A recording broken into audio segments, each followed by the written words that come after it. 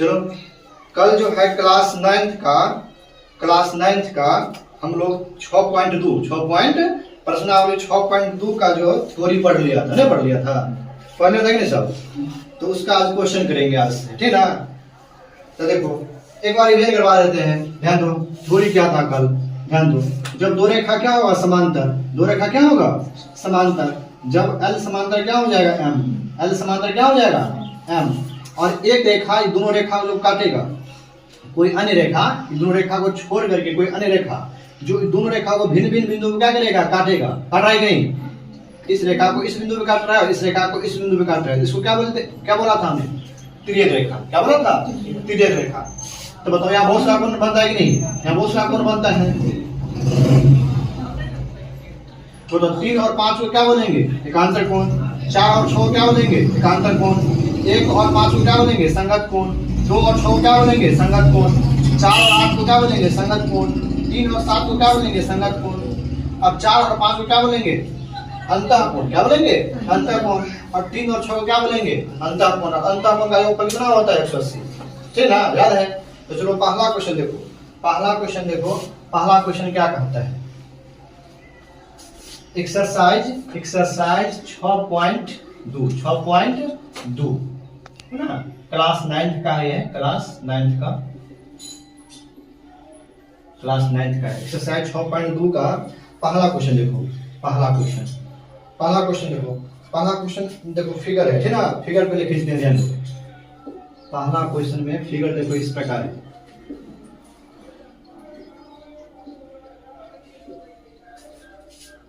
ये 50 डिग्री है, इस कोण का मान x दिया है, इस कोण का मान y दिया है, और इस कोण का मान जो है 130 डिग्री है, और इस रेखा का नाम है AB, और इस रेखा का नाम है CD।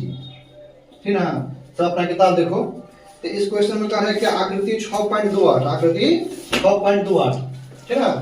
x और y के मान ज्ञात कीजिए और फिर दर्शाइए कि AB समांतर CD होगा। ठीक? x और y का मान भी ज्ञात करना है और ये भी दिखाना है, साबित करना है कि AB समांतर क्या होगा? CD। ठीक है? x और y का मान भी ज्ञात करना है। इस कोण का मान क्या है? x। इस कोण का नाम क्या दिया हुआ है? ये दोनों कोण का मान भी ज्ञात करना है और ये भी दिखाना है कि AB समांतर क्या होगा? CD।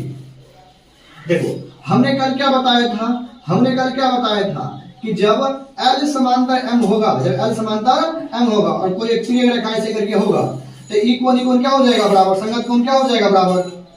जब L समांतर M होगा तो 3 को बात हो जाता है। क्या? एकांतर कोण क्या हो जाता है? बराबर। अंतर एकांतर कोण क्या हो जाता है? बराबर। संगत कोण क्या हो जाता है? बराबर। संगत कोण क्या हो जाता है? बराबर। और तीसरा बात है, अंतर कोण का योगफल क्या हो जाता है? 180। अंतर कोण का योगफल क्या हो जाएगा? 180। तो जब L समांतर M होगा, तो ये तीनों बात होगा। ठीक? इससे ठीक उल्टा सोचो, ठीक ना? जब इस तीनों में से कोई एक बात हो जाएगा, या एकांतर कोण अगर बराबर कर देंगे तो L समांतर क्या हो जाएगा? M। या अगर संगत कोण बराबर हो जाएगा तो L समांतर क्या हो जाएगा? M। जब अंतः कोण का योगफल साबित कर देंगे 180 तो L समांतर क्या हो जाएगा? M। नहीं समझा बात? तो इस तीनों में से कोई एक बात अगर साबित कर दिया, ये बराबर है या अंतः कोण का योगफल 180 है, तो अपने आप दोनों रेखा क्या हो जाएगा? समांतर। क्या हो जाएगा? समांतर। बस समझ लो ना?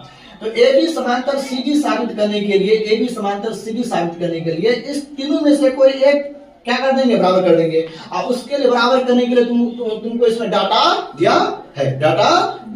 देखो कैसे,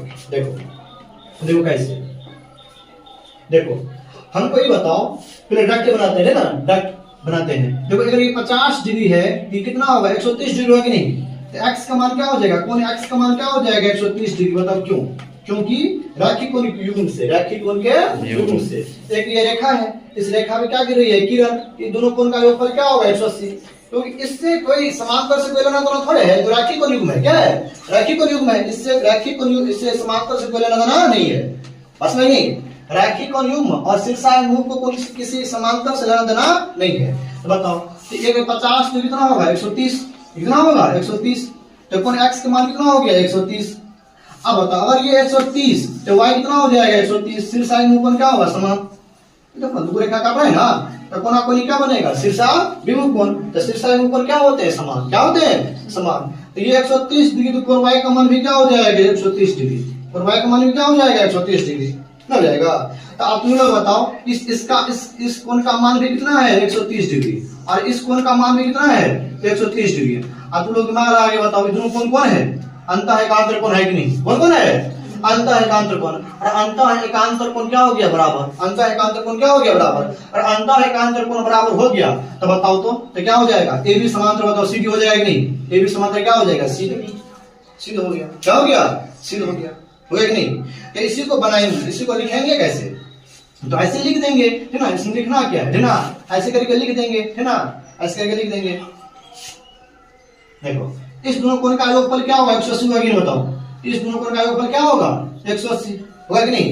इस रेखा का पुराना कोई नाम भी दिया है ना, इस रेखा का नाम नहीं दिया है। तो कैसे बनाएंगे, देखो। तो कोण 50 प्लस x, कोण 50 प्लस x क्या होगा, बताओ, 180 होगा कि नहीं। किससे, रैखिक कोण से। किससे, रैखिक कोण। कारण क्या देगा, रैखिक कोण के युग्म से, रैखिक कोण, ठीक ना। बताओ x के मान क्या हो जाएगा, कोण हटा दो यहाँ, x का मान क्या हो जाएगा, 180 में से क्या आएगा, 50 तो जाएगा ना, तो क्या हो जाएगा, माइनस। तो x का मान क्या हो जाएगा, 30। x का मान क्या हो जाएगा, 130। क्या हो जाएगा, 130। उसी प्रकार यहाँ ध्यान दो, ये 130, ये दोनों कोण बराबर होगा कि नहीं, बताओ। नहीं बराबर होगा। तो 130 बराबर क्या हो जाएगा, y। क्या हो जाएगा, y। इसका मतलब y बराबर क्या हो जाएगा, 130 डिग्री। x और y का मान निकाल लिया कि नहीं। x पहला क्वेश्चन यही करा था, x और y का मान निकालिए, और ये भी सिद्ध कीजिए कि ए बी समांतर क्या है, CD। तो यहाँ ध्यान दो, देखो यहाँ अंतःएकांतर कोण बराबर है कि नहीं। इसका मान भी क्या है, 130, और इसका मान भी क्या है, 130। मतलब दोनों कोण बराबर नहीं है, दोनों कोण बराबर है। तो लिखेंगे यहाँ अंतःएकांतर कोण, क्या लिखेंगे, अंतःएकांतर कोण। अंतःएकांतर कोण क्या है, समान है। क्या है, समान है, समान है। इसलिए क्या लिखेंगे, इसलिए क्या होगा, बताओ। इसलिए क्या होगा, ए बी समांतर क्या हो जाएगा, ए बी समांतर क्या हो जाएगा, सी डी। हो गया, समझ लो बात। एक्स वाई का मान निकाल लिया, ठीक ना। और इधर एक अंतःएकांतर कोण क्या कर दिया, बराबर कर दिया। नहीं बराबर कर दिया, अपने आप क्या हो जाएगा, ए बी समांतर क्या हो जाएगा, सी डी। अगला क्वेश्चन समझा। चलो अगला क्वेश्चन पे चलो। अगला